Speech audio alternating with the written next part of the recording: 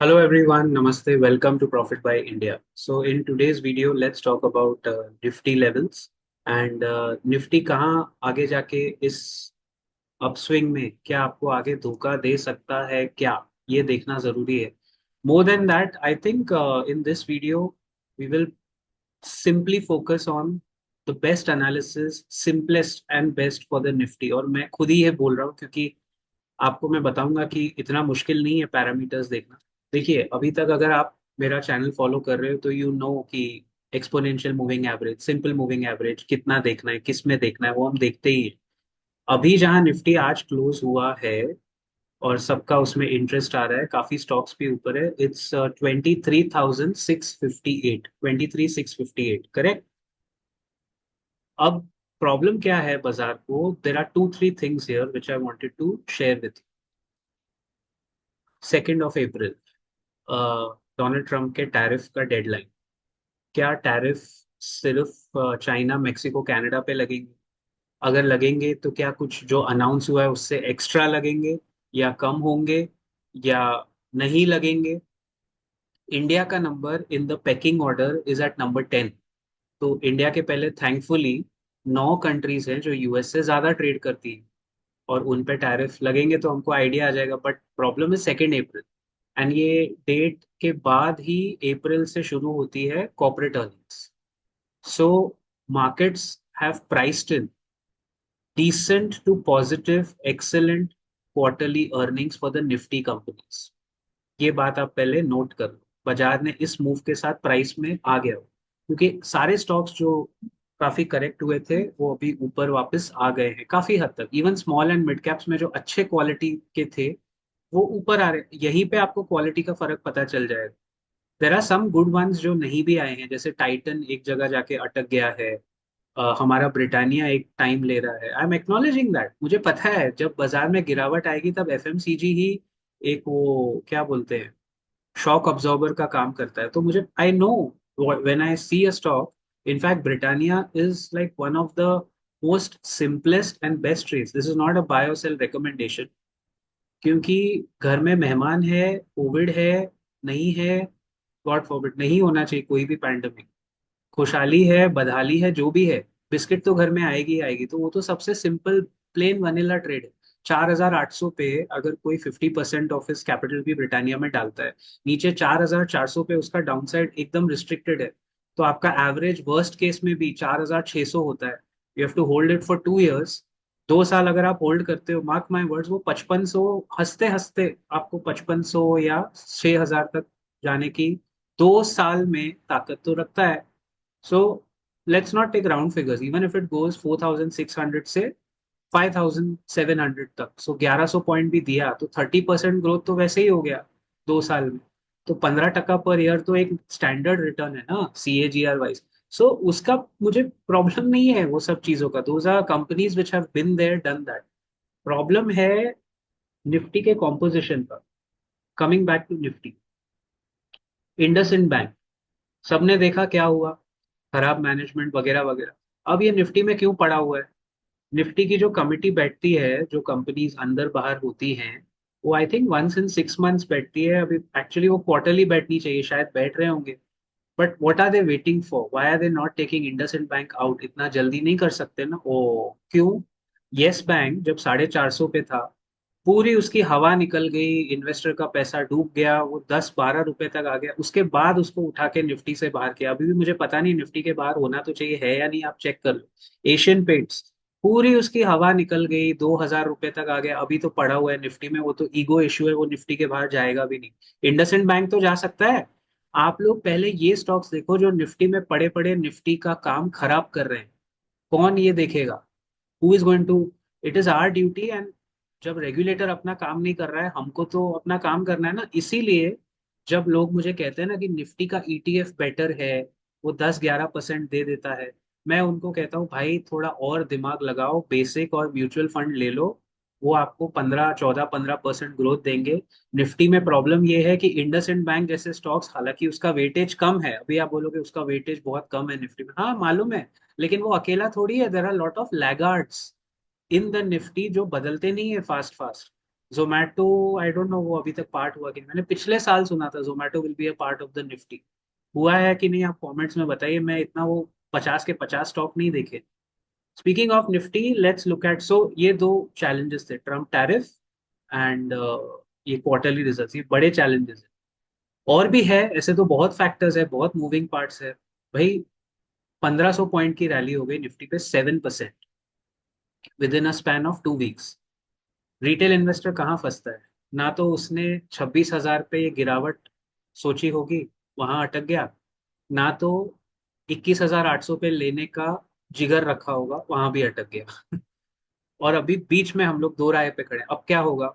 अब जो अटके हुए लोग हैं वो धीरे धीरे अपना ईगो साइड में करके शायद निवेश करने आएंगे।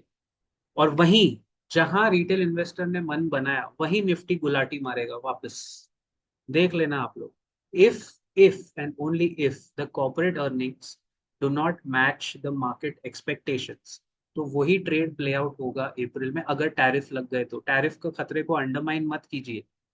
We are not yet out of the woods yet. वो आदमी, चाचा चिचा जो है, ट्रम्प चचा, वो क्या उसका सुबह मूड होएगा, किस पे टैरिफ कितना लगेगा, we don't know. India will be better off अगर एक हमारे बाजार को चीज पसंद आएगी। अगर चाइना पे ज्यादा टैरिफ लगाए और हम पे कम लगाए, I think we are good then, right? But you can not say it's not a risk, it is a risk. And it's okay अगर हम 23,650 पे आए हैं। अगर थोड़ा माइल्ड करेक्शन आए तो पीछे आपका सपोर्ट तो सिक्योर हो गया ना। आप वैसे सोचो, 1,000 पॉइंट वर्स्ट केस में भी अगर गिरा, जो हो सकता है, यू नेवर नो। अप्रैल है, मई है, जून है, lot of things happen in May, lot of things happen in April also after the quarterly results, especially in this quarter. This is the most important quarter of the last 5 years, क्योंकि पिछले quarter से हमको improvement अभी price में आ गया। अगर नहीं आया तो buy on rumour sell on news वाली जो थियरी है वो प्ले आउट हो जाएगी कि लोगों ने खरीदा एंटिसिपेशन में, और जैसे ही क्वार्टरली रिजल्ट्स आए, थोड़ा भी इधर उधर हुआ तो। Look, remember what happened with Accenture. Accenture के क्वार्टरली नतीजे बुरे नहीं थे, थोड़ा गाइडेंस में कमी थी। इनफैक्ट उन्होंने तो 5% से बढ़ा के 7% किया था रेवेन्यू गाइडेंस। फिर भी वो स्टॉक 7% नीचे गिर गया, 7% नीचे गिरा Accenture. Anderson consulting, Anderson consulting के नाम से चल रही है 1960 से। The bellwether of all IT companies in the US and India, IT companies का बिग डैडी, बड़ा बाप, सबसे बड़ा बाप जिसको बोलते हैं, माई बाप, वो 60% नीचे गिरा है। Anyway, let's come back to, I share my screen and एक बार लेवल्स देख लेते हैं फटाफट, फिर हम लोग आगे बढ़ेंगे। Just a minute, I have open two things which I wanted to show you. So first things first, Nifty का पी रेशियो यहाँ देखिए 21। ये निफ्टी का प्राइस टू अर्निंग रेशियो बड़ा खतरनाक लेवल पे आ रहा है। Price to book is 3.5, this is okay. अब हिस्टोरिकली निफ्टी में कब कब करेक्शन आया है हम लोग वो पी के हिसाब से देखते हैं, है ना। बहुत इंटरेस्टिंग चार्ट है, आपको मैं सिंपल टर्म्स में समझाऊंगा, आप समझ भी जाओगे। देखिए, चलो 2008 तो अपना मार्केट इतना बड़ा नहीं था दोस्तों, लेकिन फिर भी आप 2008 का देखो, ये जो करेक्शन था, can you see the Nifty का PE was 13? That is a most mouth-watering time to buy. If it is, in fact, sorry, proper bottom पे 11.71 का प्राइस टू अर्निंग है। Brilliant time to buy. I don't know जिसने लिया होगा उस time, जिन्होंने भी लिया है वो सब अभी टीवी पे आके ज्ञान दे रहे हैं, सब लोग बड़ा बड़ा बात कर रहे हैं।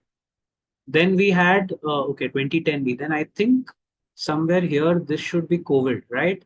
सो ये कोविड का करेक्शन में कितना था? 24 मार्च, 5 साल पहले एग्जैक्टली आज का दिन, 5 years to that beautiful date, 24 March 2020, the best date to buy the Nifty at the bottom।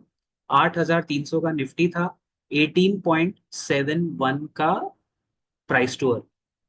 फिर हम लोग 2022 का, जो ये मेरा फेवरेट करेक्शन था, क्योंकि इसमें हमने बॉटम अपने चैनल पे पकड़ा था, तब तक मेरा चैनल चल चुका था।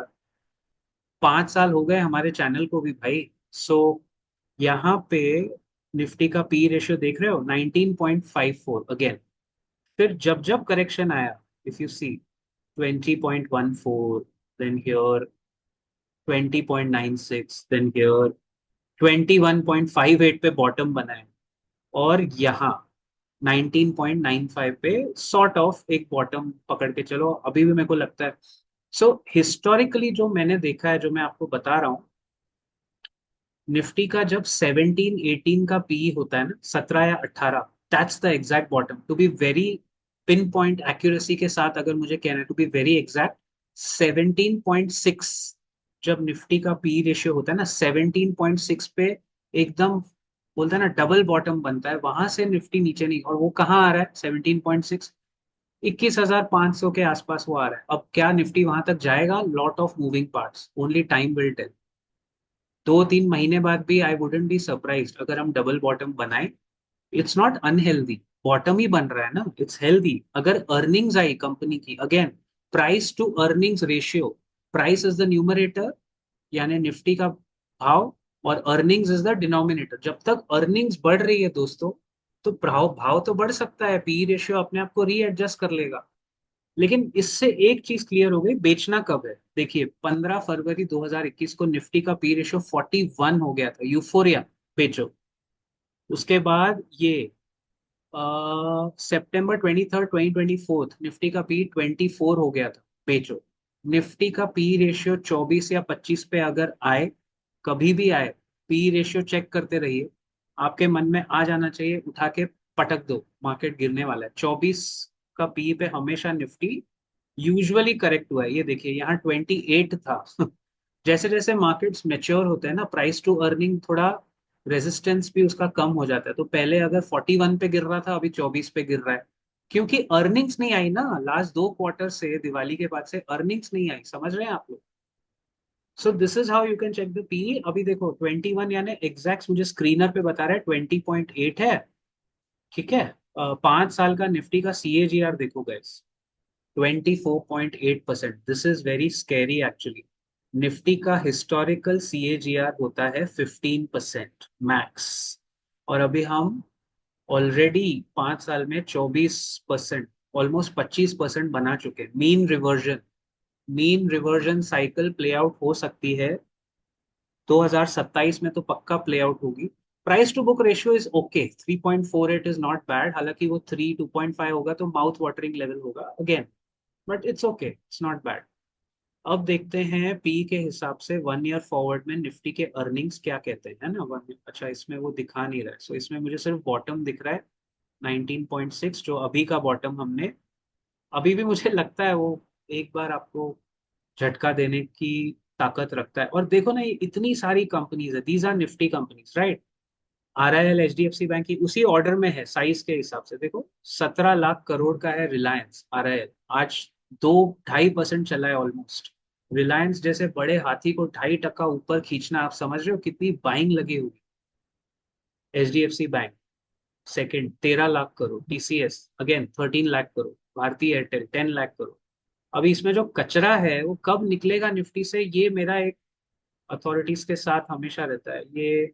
आई पिन पॉइंट, ये हिंदुस्तान यूनिलीवर इतने साल से इसने परफॉर्म नहीं किया। निफ्टी को ड्रैग करने वालों में ये भी है जो रोक के बैठे हैं निफ्टी का growth. Then okay, M N M I can understand. UltraTech cement Nifty में क्या कर रहा है? बड़ी कंपनी, मतलब कुछ भी उठा के डाल दोगे। अडानी की कंपनीज निफ्टी में क्यों है? वो क्या कर रही हैं? उसका लॉजिक क्या है? सारी कंपनीज डालने का क्या मतलब है? टाटा मोटर्स जैसी कंपनी है निफ्टी में, ठीक है, टाटा ग्रुप का एक एक लीनियज है, एक एक है, ठीक है। देन हिंडाल्को, भारत इलेक्ट्रॉनिक्स, ठीक है, चलो भारत इलेक्ट्रॉनिक्स हैज परफॉर्म, उसको गलत नहीं बोलना चाहिए। बट इंडसइंड बैंक निकालो यार, ये जो फालतू कंपनीज है वो तो निकालो जो परफॉर्म नहीं कर रही है, राइट। लास्ट 50th कंपनी जो है इंडसइंड, कब निकलेगा ये निफ्टी से? किसी को पता नहीं है, nobody knows the answer. So what I am trying to say is, these two PE ratios are very important, and 24-25 actually 24-25 के PE पे बेचो, और 17-18 जहां वो बेस बना है निफ्टी, खरीदो। इतना सुनने में सिंपल लगता है भी सिंपल वैसे, लेकिन हमारे इमोशंस हम पे भारी हो जाते हैं। और अगर आप स्टॉक स्पेसिफिक देख रहे हो, so market will always surprise you. On the upside also it will surprise you कि ज्यादा चल लेगा, on the down side also it will surprise you कि ज्यादा गिर जाएगा। बाजार कभी भी आपको परफेक्ट डार्ट गेम वाला, ऐसे बुल्स आय वाला भाव बाजार नहीं देगा। वो बाजार का काम वो नहीं है। बाजार का काम है हमेशा डिमांड सप्लाई के हिसाब से चलना। तो earnings is a big concern. And don't forget, इस हफ्ते एक्सपायरी भी है दोस्तों, मार्च की एक्सपायरी है। एक चीज और लास्ट में जाते जाते, एक बहुत बड़ा प्रॉब्लम ये है कि ये जो डीआईआईज हैं, आज सबसे बड़ा ऑपरेटर इंडिया में डीआईआई है, डोमेस्टिक इंस्टीट्यूशनल इन्वेस्टर, उसके हाथ में चाबी है। क्योंकि फाइनेंस मिनिस्टर ने तो खुद ही बोल दिया है, याद है ना निर्मला का statement, FIIs and FPIs may come and go, but even if they come and go, Indian retail investor has proven that we don't care। क्या ऐसा ही कुछ था वो? क्या हुआ? 26,000 के निफ्टी पे स्टेटमेंट दिया, FIIs ने दिखा दिया। मैंने कहा था आपको बाजार में आएगा तो करेक्शन वाला वीडियो, अक्टूबर सितंबर लास्ट वीक का आएगा तो करेक्शन सीरीज है प्रॉफिट भाई की, आप चेक कर सकते हो। हर करेक्शन वक्त से पहले आपको बताया था, उस टाइम मैंने कहा था, सब झूम रहे थे आप लोग 26,000। एंड आई टोल्ड यू कि FII मार्केट को ऊपर तो नहीं खींच पाएंगे, लेकिन जिस दिन गिराना होगा ना, तो वो फॉरेन इंस्टीट्यूशनल इन्वेस्टर ही गिराएगा। 26,000 से 21,800 आपको दिखा दिया, आपके फाइनेंस मिनिस्टर को दिखा दिया उन्होंने कि जिसको फादर बनना होता है ना, वो पीछे से ऐसे एक जोर से हाथ मार के बोलता है, बेटा रुक जा, फादर मैं हूँ, तेरा पापा मैं हूँ। पॉपो। या सो फाइनेंस FIIs का रेलेवेंस कम हुआ है, आई एग्री, बट DIIs आज, अच्छा DIIs क्या कर रहे हैं, mutual fund institutions NAV adjustment करने के लिए मार्च महीने में, जिसको विंडो ड्रेसिंग कहते हैं, वो काफी सारे NAVs को ऊपर दिखाने के लिए बाइंग करते हैं। ये शैलो बाइंग होती है। क्या ये बाइंग अप्रैल में टिकेगी या नहीं, ये भी एक सवाल है। This is probably the third risk जो मेरे माइंड में चल रहा है। खैर, स्टॉक स्पेसिफिक रहिए, अच्छे स्टॉक्स जहां अच्छी अर्निंग्स आ रही है। देखो, क्वार्टरली सीजन जनवरी अप्रैल जुलाई और अक्टूबर में ही आता है।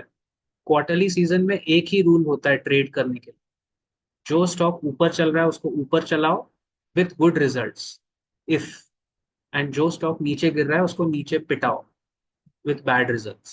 That's the only rule for quarterly earnings। Okay? जय हिंद, जय महाराष्ट्र। See you